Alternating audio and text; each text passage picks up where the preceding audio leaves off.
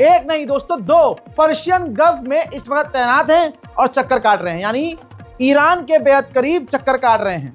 अब ये जासूसी जहाज है दोस्तों, तो आप समझ सकते हैं कि ईरान की मदद के लिए ये आसपास के दुश्मनों की हरकतों को इकट्ठा करके, उन पर नजर रख के, उनकी जासूसी करके ईरान की मदद पर्शियन गल्फ से कर रहा है। 24 घंटे में तीसरी बार रशिया इजराइल पर बुरी तरह से भड़क गया है। रूस के विदेश मंत्रालय के द्वारा खतरनाक निंदा की गई है और गुस्सा जताया गया है, नाराजगी, कि जो इजराइल हमला कर रहा है ईरान के पीसफुल पावर प्रोग्राम में, न्यूक्लियर पावर प्रोग्राम पर, यह सरासर गलत है, ये गुंडागर्दी है। इजराइल को तुरंत रुकना होगा। साथ ही अगर अमेरिका ने इजराइल के साथ मिलकर कोई हरकत की या इजराइल के समर्थन में इजराइल के लिए अमेरिका की फौज उतरी, तो पूरे इलाके में विस्फोट होगा, बहुत मामला गंभीर होगा और इसके परिणाम, इसके रिजल्ट खतरनाक होंगे।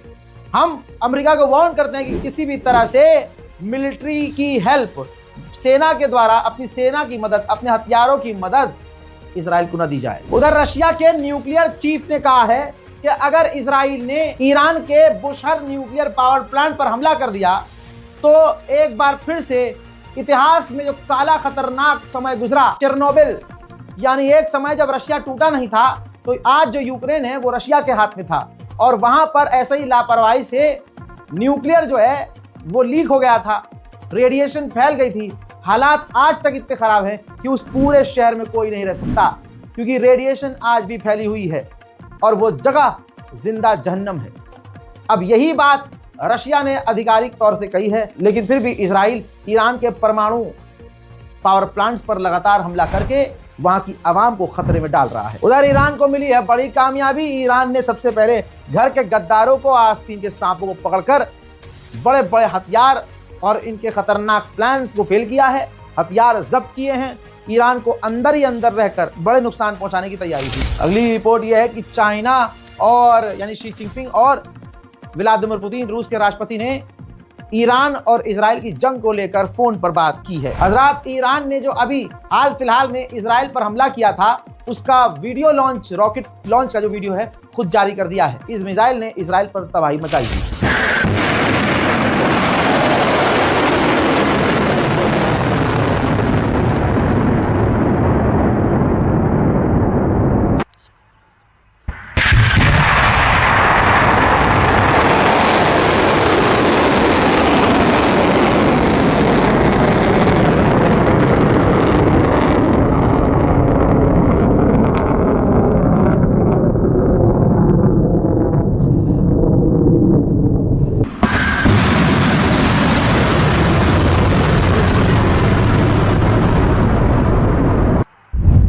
ईरान का खौफ और ईरान का जलवा ऐसा है कि रिपोर्ट यह है कि गल्फ के इलाकों से, अरब के समुद्री इलाकों में जहां जहां अमेरिका की नेवी मौजूद थी, वो गल्फ के इलाकों से दूर जा रही है।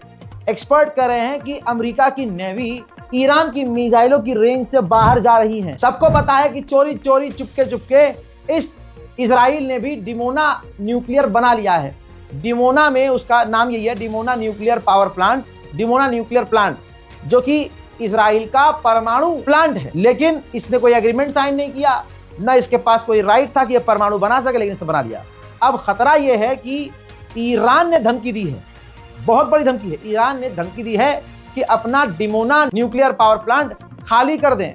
ऐसा लग रहा है कि अब ईरान जो है बड़े हमले के मूड में आ चुका है। ईरान के सुप्रीम लीडर ने अपने बयान से अमेरिका और इजराइल को फंसा दिया। कहा कि अगर अमेरिका इस जंग में शामिल होता है तो दुनिया ये समझ जाएगी कि इजराइल कितना कमजोर है, वो अकेले कुछ नहीं कर सकता। वहीं में दोस्तों, ईरान की एजेंसियों को फिर से बड़ी कामयाबी। मोसाद से जुड़े हुए लोगों को, जो ईरान से अपने मुल्क से गद्दारी कर रहे थे और मोसाद की मदद कर रहे थे, ऐसे एजेंट्स को गिरफ्तार किया है। मोहम्मद करामी आपकी स्क्रीन पर, ये अब ईरान की ग्राउंड फोर्स के आर्मी चीफ हैं, यानी थल सेना के ये हेड हैं नए। ईरान ने यह भी धमकी दी कि अगर कोई विदेशी ताकत घुसती है इस जंग में और हमें नुकसान पहुंचाती है, तो याद रखना हम हुर्मुज का इलाका, समुद्री इलाका पूरी तरह से बंद कर देंगे, उससे जवाब देंगे। ईरान इजराइल को बिल्कुल उसी के अंदाज में जवाब दे रहा है।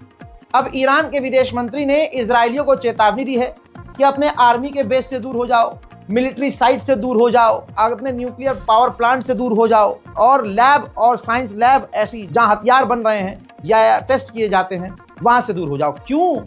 क्योंकि वहां तुम्हारी जान को खतरा है और ये जंग हमने नहीं, इजराइल ने शुरू की थी, तो अब हमें ये सब करना पड़ेगा। उधर चाइना ने भी अपने